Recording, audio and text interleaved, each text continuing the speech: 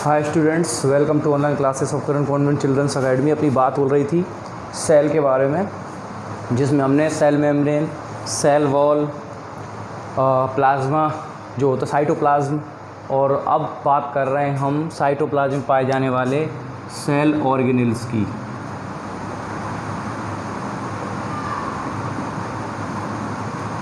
और cell organelles में अपना सेकंड जो ऑर्गेनेल है गोल्जी एपरेटस।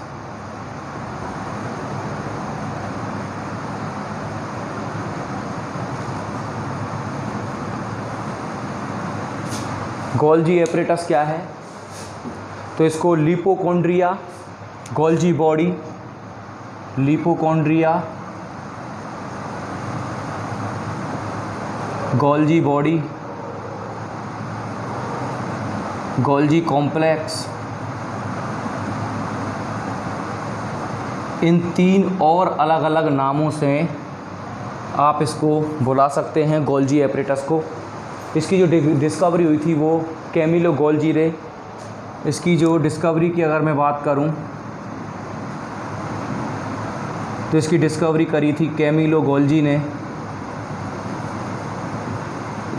1898 में nerve cell of cat, nerve cell of cat, यानी कि जो इसकी डिस्कवरी हुई थी गोल्जी एपरेटस कह लो या फिर लिपोकॉन्ड्रिया, गोल्जी बॉडी या फिर गोल्जी कॉम्प्लेक्स, इसकी जो डिस्कवरी थी वो कैमिलो गोल्जी ने 1898 में करी थी। वो भी नर्व सेल ऑफ कैट, बिल्ली की नर्व सेल में इसकी डिस्कवरी करी थी। अगर मैं बात करूं इसको एपरेटस क्यों कहा जाता है, क्योंकि ये एक के ऊपर एक बड़े ही अच्छे ढंग से सिचुएटेड होते हैं हमारी सेल के अंदर, इसलिए इनको एपरेटस कहा जाता है। बात करूं अगर मैं इसकी, तो ये तीन टाइप के कंपोनेंट से मिलकर बने होते हैं। इसके कंपोनेंट जो हैं वो 3 कंपोनेंट हैं।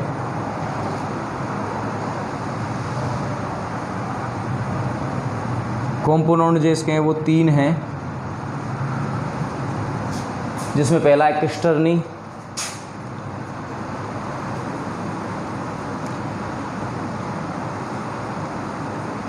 सेकंड की अगर मैं बात करूं तो अपने वैक्यूल, और थर्ड है अपना वेसिकल्स।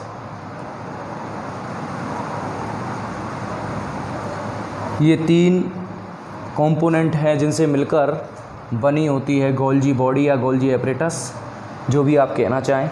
सबसे पहले हम बात करेंगे क्रिस्टर्नी की।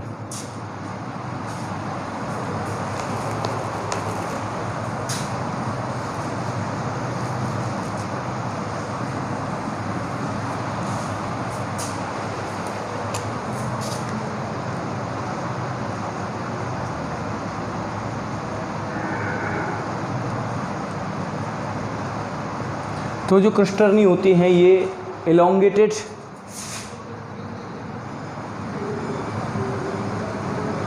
यानी लंबे, इलोंगेटेड डबल मेम्ब्रेन,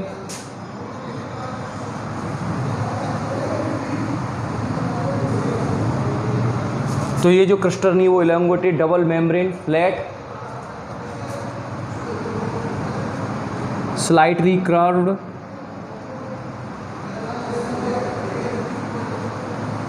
और 4 to 6 एक दूसरे के ऊपर पैरेलल पाए जाते हैं।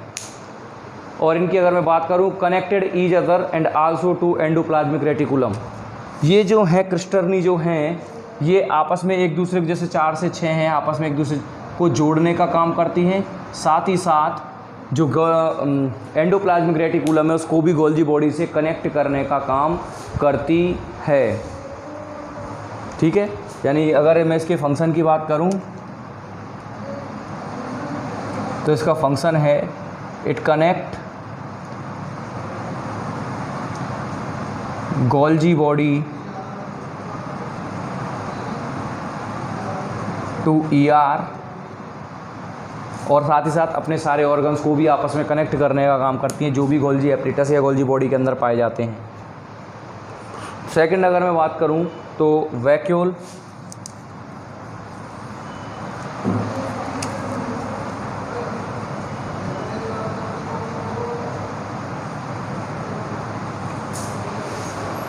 ये स्फेरिकल कंपोनेंट होते हैं और जो कॉन्केव साइड होती है वहाँ पाए जाते हैं, क्रिस्टर्नी की कॉन्केव साइड में पाए जाते हैं। तो ये अगर मैं बात करूँ वैक्यूल की, तो वैक्यूल जो है वो small sized component, spherical component होते हैं, स्फेरिकल स्मॉल साइज्ड कंपोनेंट होते हैं और कॉन्केव साइड में पाए जाते हैं क्रिस्टर्नी के। जैसे मान लीजिए क्रिस्टर्नी है, क्रिस्टर्नी के कॉन्केव साइड में ये पाए जाएंगे, यानी इधर देखा होगा आपने,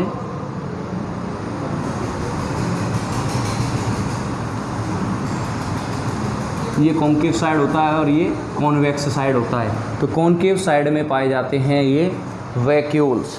स्फेरिकल होते हैं क्योंकि गोल होते हैं, वैक्यूल इनका नाम ही है, ठीक है। इतनी बात है वैक्यूल की कि स्फेरिकल साइज होते हैं और क्रिस्टर्नी के कॉन्केव साइड में पाए जाते हैं।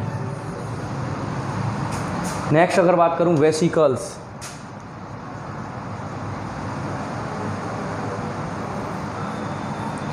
वेसिकल्स की अगर बात करें तो ये भी स्मॉल साइज कंपोनेंट होते हैं, ये उनसे भी ज़्यादा छोटे होते हैं, किनसे, वैक्यूल से। तो ये भी स्मॉल साइज होते हैं, प्रेजेंट अलोंग कॉन्वेक्स सरफेस, जो मैंने बताया था कॉन्केव साइड में पाए जाते हैं क्रिस्टर्नी के कॉन्केव साइड में पाए जाते हैं वैक्यूल्स और कॉन्वेक्स साइड में पाए जाते हैं वेसिकल्स।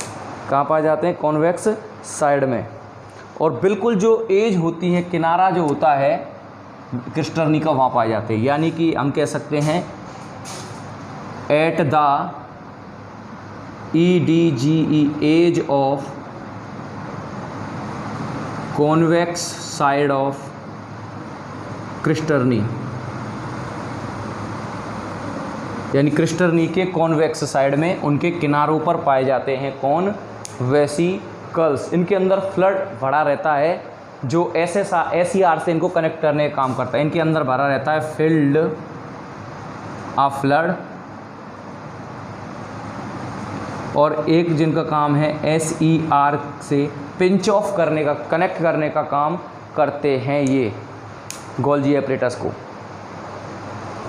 और ऐसे ही एक साइड से तो SER से कनेक्ट होते हैं, यानी कि न्यूक्लियस की तरफ पाए जाते हैं, और एक साइड से वेसिकल्स जो हैं वो कनेक्ट करते हैं प्लाज्मा मेम्ब्रेन से, ठीक है। जो वेसिकल्स जो हैं वो एक साइड से तो कनेक्ट होते हैं SER से और एक साइड से कनेक्ट होते हैं प्लाज्मा मेम्ब्रेन से। इस तरीके से वेसिकल्स जो हैं वो गोल्जी एपरेटस को एंडोप्लाज्मिक रेटिकुलम और प्लाज्मा मेम्ब्रेन दोनों से कनेक्ट करने का काम करते हैं, क्योंकि जुड़ रहे हैं इनसे।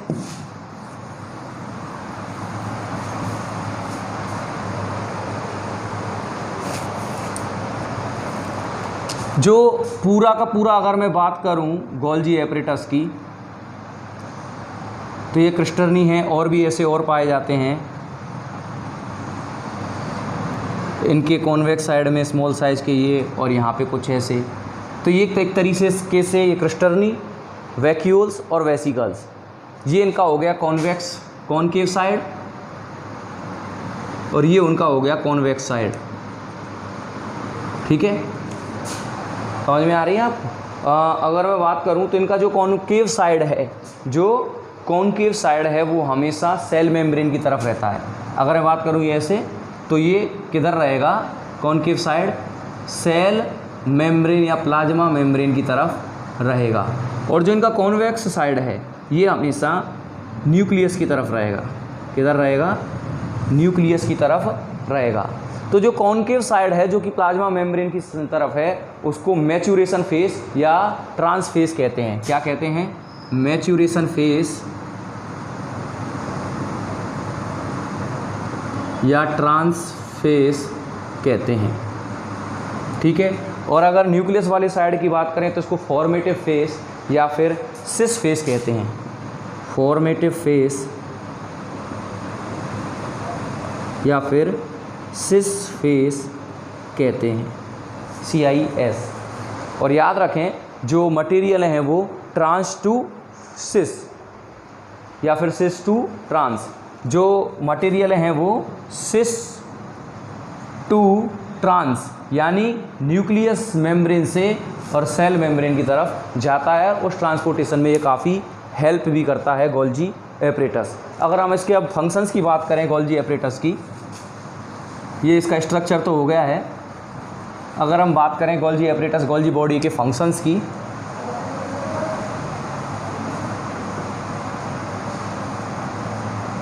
तो फंक्शंस में पहला है ट्रांसपोर्ट। ये मतलब बहुत सारे ऐसे मटेरियल हैं, ऑल टाइप ऑफ मटेरियल, जितने भी मटेरियल हैं उनको अंदर बाहर करने का काम करता है। यानी फर्स्ट अगर बात करें तो हम कह सकते हैं transportation of various material into cell. Transportation का काम करता है सेल में कई सारे मटेरियल का। ये कॉम्प्लेक्स शुगर का निर्माण करता है सिंपल शुगर से। क्या करता है? Complex sugar, formation of complex sugar from simple sugar. ठीक है, पहला काम तो हो गया transportation of various material into the cells, और दूसरा हो गया formation of complex sugar. Complex sugar का फॉर्मेशन या निर्माण करता है सिंपल शुगर की मदद से।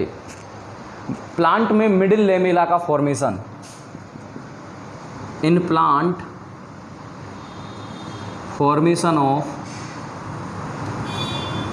Middle lamina. इस मिडिल लेमिना का फंक्शन जो फॉर्मेशन है वो प्लांट के अंदर जो होती है मिडिल लेमिना, उसका फॉर्मेशन भी गोल्जी एपरेटस ही करता है। साथ ही साथ प्राइमरी लाइसोसोम का फॉर्मेशन ऑफ प्राइमरी लाइसोसोम के बारे में भी बात करेंगे हम। तो लाइसोसोम जो शुरुआती जो लाइसोसोम होता है उसका फॉर्मेशन एक तरीके से आप मानेंगे कि गोल्जी एपरेटस ही करता है। तो ये बात हुई गोल्जी एपरेटस के बारे में कि गोल्जी एपरेटस या गोल्जी बॉडी क्या है। इसको गोल्जी बॉडी भी कहते हैं, गोल्जी कॉम्प्लेक्स भी कहते हैं। हाँ, और इसकी जो डिस्कवरी है वो कैमिलो गोल्जी ने 1898 में की थी, नर्व सेल ऑफ कैट। और इसको एपरेटस किस लिए कहते हैं? क्योंकि ये फिक्स्ड पोजीशन में पाया जाता है, इसकी सिचुएशन एक फिक्स होती है और इसकी जो कुछ बनावट है वो एपरेटस की तरह ही दिखाई देती है। और अगर हम बात करें तो इसके जो कंपोनेंट 3 होते हैं, क्रिस्टर्नी, वैक्यूल्स और वेसिकल्स। क्रिस्टर्नी के बारे में मैंने आपको बताया, लंबी होती हैं, फ्लैट होती हैं, स्लाइटली थोड़ी सी मुड़ी हुई होती हैं, बताया था आपको अभी डायग्राम बना के भी, और एक दूसरे के ऊपर पैरेलल रहती हैं एक तरीके से। बात करें वैक्यूल्स की तो ये उनके कॉनकेव साइड में पाए जाते हैं और ज़्यादा कोई काम तो होता नहीं है, बस ये कनेक्ट करने का काम करते हैं दोनों को आपस में। वेसिकल्स की अगर बात करें तो वेसिकल्स जो हैं वो बहुत छोटे होते हैं, उनके कॉन्वेक्स साइड में कॉर्नर पे पाए जाते हैं क्रिस्टर्नी के। एक तरीके से प्लाज्मा मेम्ब्रेन को और न्यूक्लियस को कनेक्ट करने का काम करता है आपस में, यानी प्लाज्मा मेम्ब्रेन को न्यूक्लियस से कनेक्ट, क्योंकि बाहर से प्लाज्मा मेम्ब्रेन ही न्यूक्लियस तक मटेरियल पहुंचाएगी, तो ट्रांसपोर्टेशन का काम यही करेगा एंडोप्लाज्मिक रेटिकुलम के साथ जुड़ के। तो ये कुछ था, तो ये आज के लिए था। कल से हम बात करेंगे लाइसोसोम के बारे में। Thank you very much.